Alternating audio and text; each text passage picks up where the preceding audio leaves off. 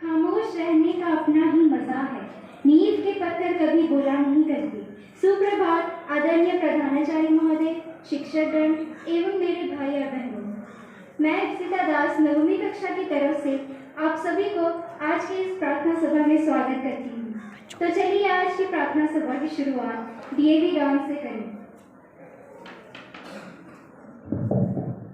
School, attention, ready for DAV gun.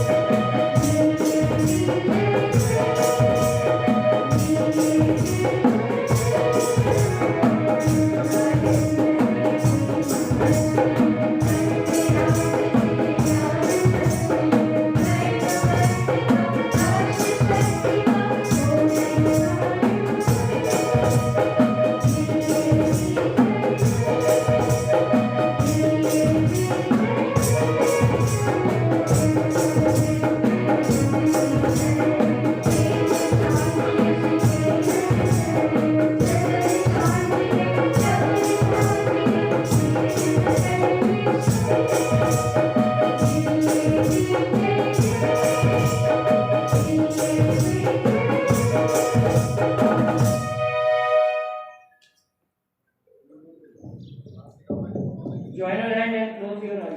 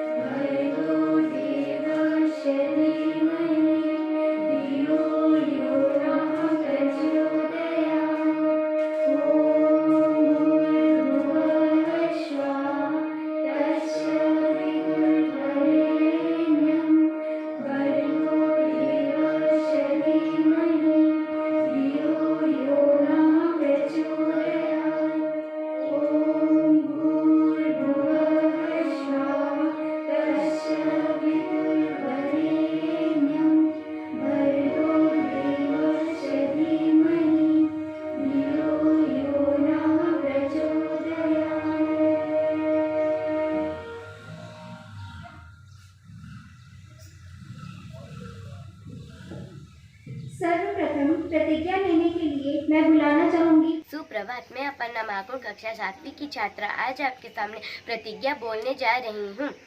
Bharat हमारा देश है, हम सब भारतवासी भाई बहन हैं। हमें अपना देश प्राणों से भी प्यारा है। इसकी समृद्धि तथा विविध संस्कृति पर हमें गर्व है। हम इसके स्वर्गीय अधिकारी बनने का सदा प्रयत्न करते रहेंगे।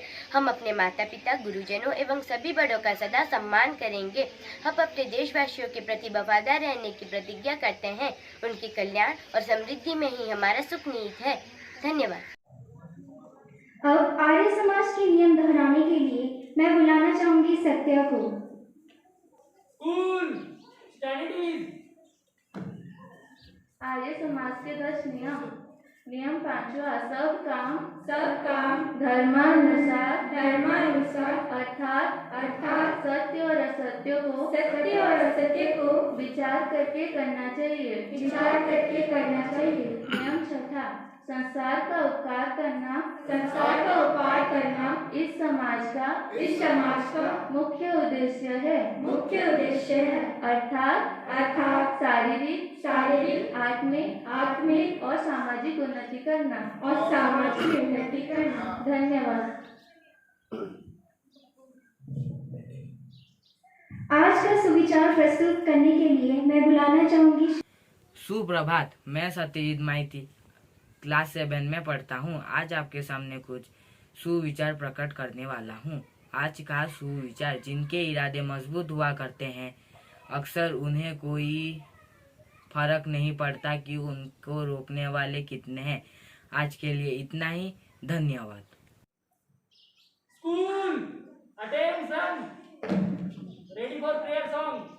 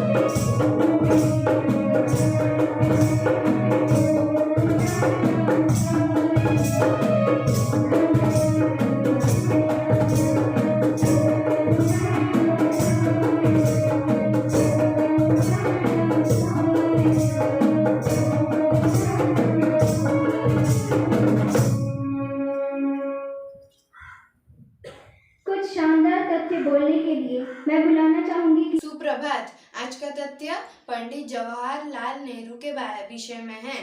तथ्य 1, पंडित जवाहरलाल नेहरू का जन्म 14 नवंबर 1889 को इलाहाबाद में हुआ था। तथ्य 2, उनके पिता का नाम मोतीलाल नेहरू था, जो कश्मीरी पंडित समुदायों से संबंध रखते थे। तथ्य 3, चाचा नेहरू बच्चों से बहुत प्यार करते थे, इसलिए उनके जन्मदिवस 14 नवंबर को बाल दिवस के रूप में मनाया जाता है। तथ्य 4, जवाहरलाल नेहरू की शादी 1916 में कमला नेहरू से हुई थी। 1 साल बाद बेटी इंदिरा का जन्म हुआ, जो आगे चलकर देश की पहली महिला प्रधानमंत्री बनी। तथ्य 5, पंडित नेहरू की मृत्यु 27 मई 1964 को हार्ट अटैक से हुई थी। उनके अंतिम संस्कार के लिए 15 लाख से अधिक लोग शामिल हुए थे। धन्यवाद। आज का शब्द प्रस्तुत करेंगे। सुप्रभात, मैं आर्यविलास लिंका। आज का नया शब्द है अंकेक्षण। इसका अर्थ है हिसाब किताब या आय वाय के आंकड़ों की जांच करना। इसका उच्चारण है अ क में ए की मात्रा, क्ष ण। मैं फिर से दोहराता हूँ। आज का नया शब्द है अंकेक्षण। इसका अर्थ है हिसाब किताब या आय वाय के आंकड़ों की जांच करना। इसका उच्चारण है अ क में ए की मात्रा, क्ष ण। धन्यवाद। प्रभात, मैं साशिशा दत्ता आज का समाचार बोलने जा रही हूँ। चेन्नई में भारी बारिश, कई इलाकों में पानी भरा। इस्लामाबाद में बनेगा पहला हिंदू मंदिर, लंबे विवाद के बाद मिली अनुमति। बाल विकास मंत्री ने की सूर्योदय योजना की समीक्षा बैठक। आर हरि कुमार होंगे नौसेना प्रमुख। रोहित बने T20 टीम के कप्तान। KL राहुल होंगे वाइस कैप्टन। छठ पर सियासत तेज, यमुना में फोम की सफाई के लिए उतारी गई 15 नाव। T20 वर्ल्ड कप के पहले सेमीफाइनल मैच में इंग्लैंड और न्यूजीलैंड का मुकाबला होगा। जल्द जारी होंगे 10वीं और 12वीं परीक्षा के एडमिट कार्ड। धन्यवाद। मैं हमारे प्रिय अंजन सर को बुलाना चाहूंगी।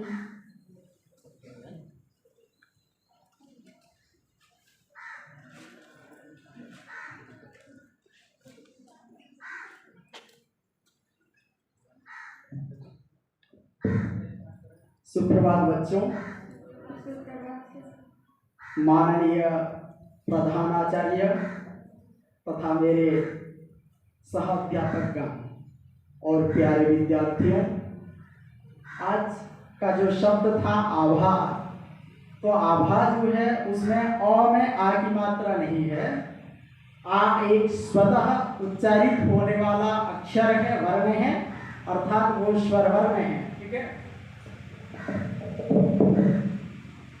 तो वो स्वर वर्ण है, अ आ होता है। जैसे कि ह्रस्व ई दीर्घ ई वैसा ही है, उसमें वर्ण में आ की मात्रा नहीं है। वो आ स्वर स्वतः है, मतलब स्वतंत्र है, इंडिपेंडेंट है, किसी के ऊपर वो भरोसा नहीं रखता। ठीक है, तो 10वीं की परीक्षा और 12वीं की परीक्षा बहुत ही नजदीक आने वाली है, तो इसलिए एक किस प्रकार से हमें पढ़ना है, किस प्रकार से हमें तैयारी करना है, इसके बारे में एक छोटा सा श्लोक लेकर मैं आपके सामने मेरा वक्तव्य उपस्थापित करने जा रहा हूं। तो वो श्लोक है, अम्भोजिनी वन विहार विलासमेव हंसस्य हन्ति नितरां कुपितो विधाता नत्वस्य दुग्धजलभेद विधौ प्रसिद्धाम् वैदग्ध्यकीर्तिम् अपहर्तुम् असौ समर्थः।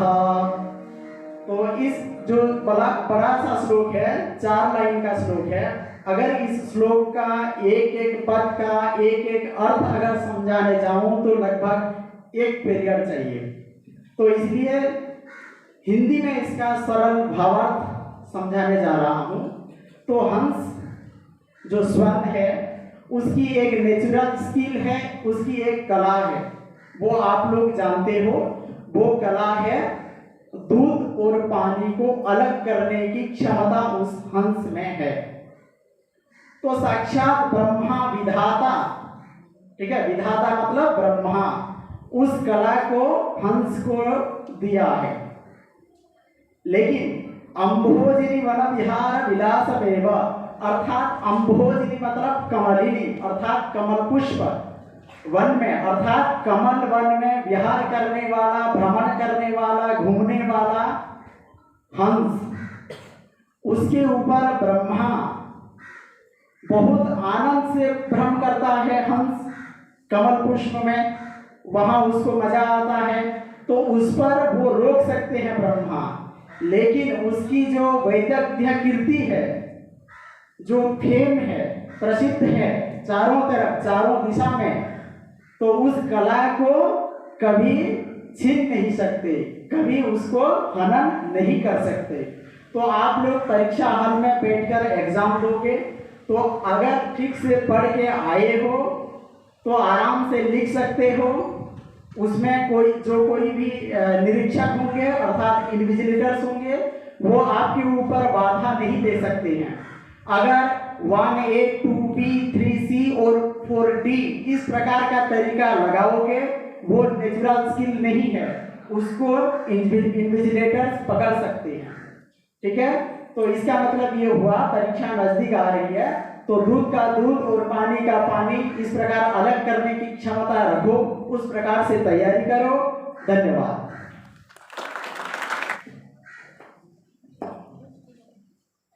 School, attention. Ready for national anthem.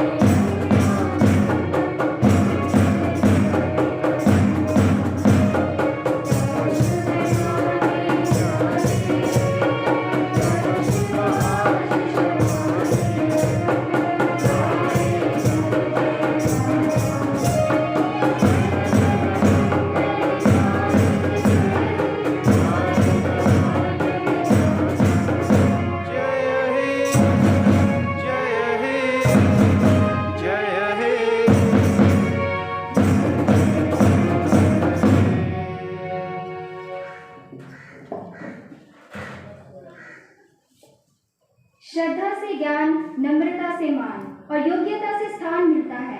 यह तीनों मिल जाए तो व्यक्ति को हर जगह सम्मान मिलता है। मैं आशा करती हूँ आपका दिन मंगलमय हो। धन्यवाद। School, stand at ease. Assembly is called.